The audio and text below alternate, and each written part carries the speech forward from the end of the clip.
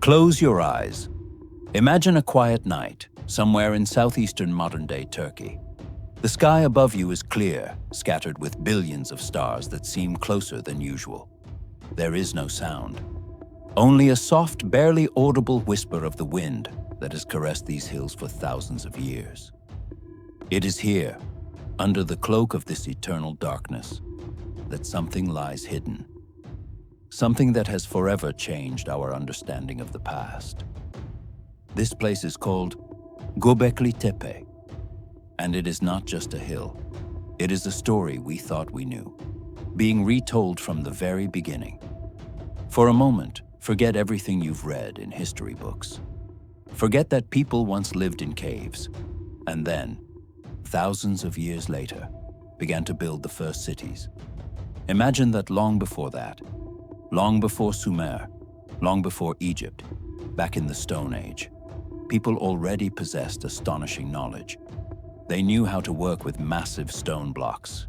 They had a complex system of symbols. And most importantly, they built not dwellings. They built sanctuaries. This place is not a city, not a village. It is perhaps the most ancient and most mysterious temple on Earth. Let's try to unravel its whispers together. Chapter 1. The Discovery and the Initial Shock. The story of Göbekli Tepe didn't begin with a grand discovery, but with a quiet, almost accidental event.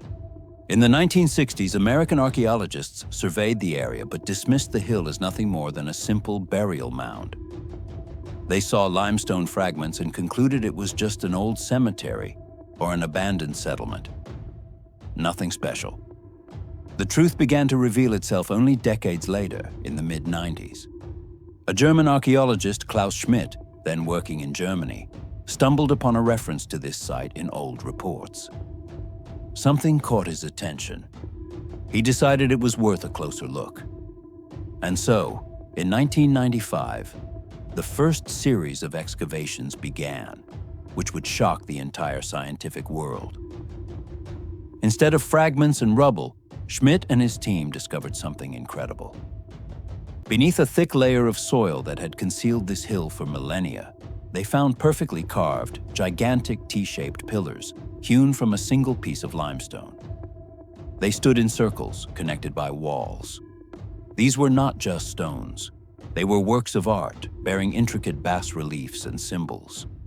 The pillars weighed between 10 and 20 tons each, and this was in an era when, we thought, humans had barely mastered primitive stone tools, and most importantly, the age. Radiocarbon dating showed that these structures were built about 12,000 years ago, during the pre-pottery Neolithic period. This is 6,000 years older than the Egyptian pyramids, and 7,000 years older than the first city of Sumer. At that time, according to official history, people were still hunter-gatherers. They were not supposed to be able to build such complex monuments. This discovery forced everyone to rewrite the textbooks. Chapter 2. A Temple for Watchers and Hunters. In its structure, Göbekli Tepe is not a single construction.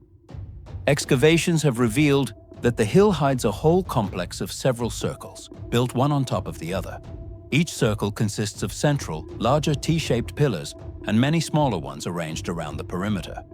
On these pillars, you can see numerous carved images. There are no scenes of hunting or daily life, as one might expect from primitive people. Instead, there are bas-reliefs depicting wild animals: foxes, boars, snakes, spiders, scorpions. These are not just drawings.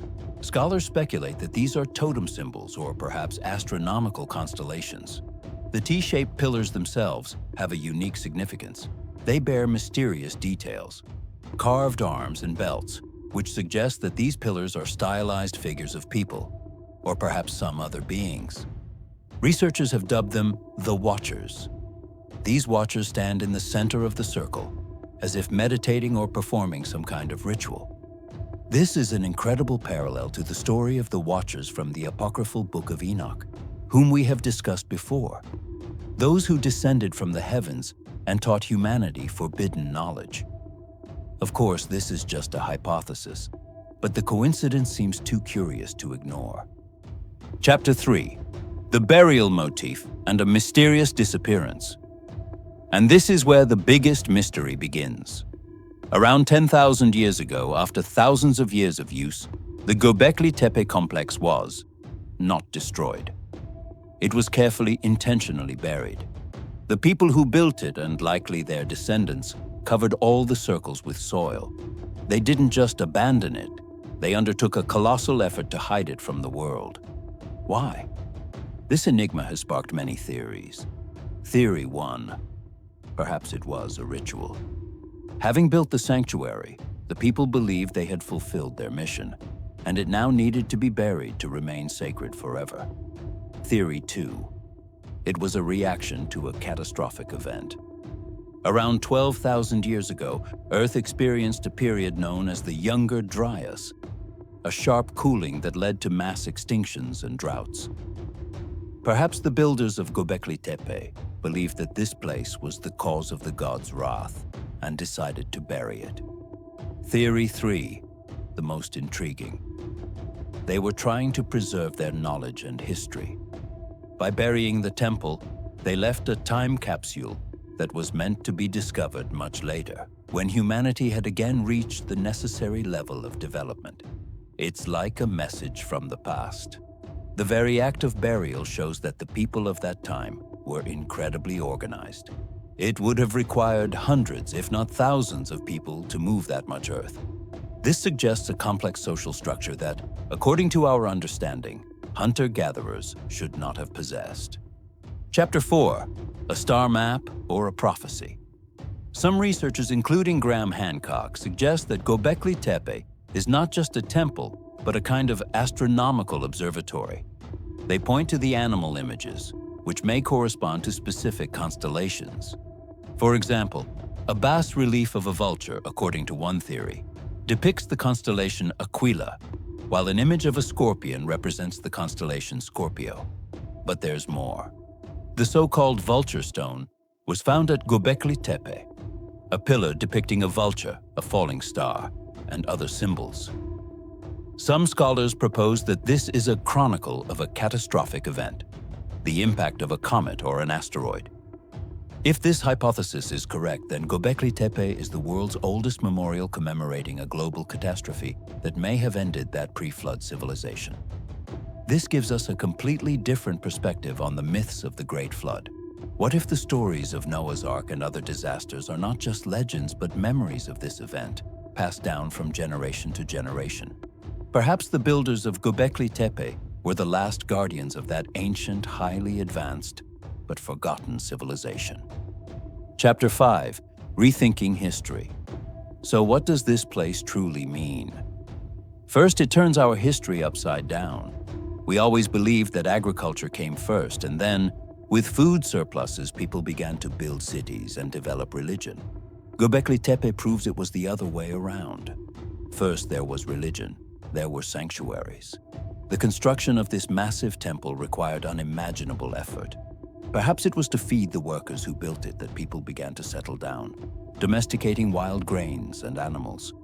So maybe it wasn't cities that gave rise to temples, but temples that gave rise to cities.